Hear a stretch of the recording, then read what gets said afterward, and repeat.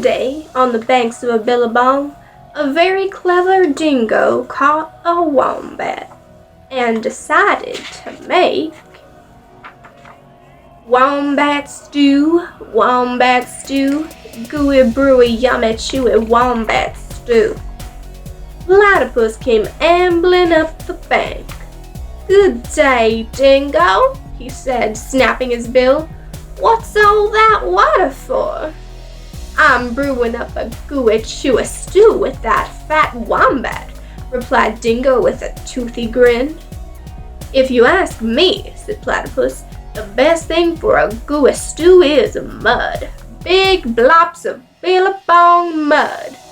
"Blops of mud?" Dingo laughed. "What a good idea! Righto, in they go." So Platypus scooped up big blops of mud with his tail and tipped them into the billy can. Around the bubbling billy, Dingo danced and sang, "Wombat stew, gooey brewy yummy chewy wombat stew." Waltzing out from the shade of the iron box came Emu. She arched her graceful neck over the brew. "Oh ho, Dingo," she fluttered, "what have we here?" "Gooey chewy wombat stew," boasted Dingo.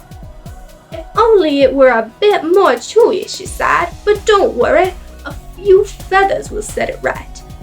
"Feathers?" Dingo smiled. "That would be chewy. Righto, in they go." So into the gooey brew, Emu dropped her finest feathers.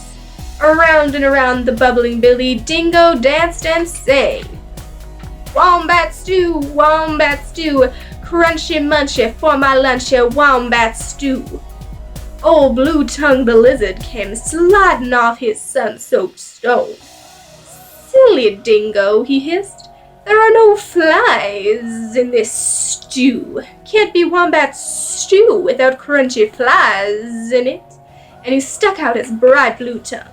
"There's a lot to be said for flies," agreed Dingo, rubbing his paws together. Righto, in they go. So Lizard snapped 100 flies from the air with his long tongue and flipped them into the gooey chewy stew. Around and around and around the bubbling billy, Dingo danced and sang, wombat stew, crunchy munchy for my lunchy wombat stew." Up the red dust popped Echidna. "Wait a bit, not so fast," he bristled, shaking the red dust from his quills. "Now, I've been listening to all this advice, and take it from me, for a munchy stew you need slugs and bugs and creepy crawlies." Dingo wagged his tail. "Why, I should have thought of that. Righto, in they go." So Echidna dug up all sorts of creepy crawlies and dropped them into the gooey, chewy, crunchy stew. The very clever Dingo stirred and stirred, all the while singing, wombat stew, hot and spicy, oh so nicey, wombat stew." Just then, the sleepy-eyed koala climbed down the scribbly gum tree.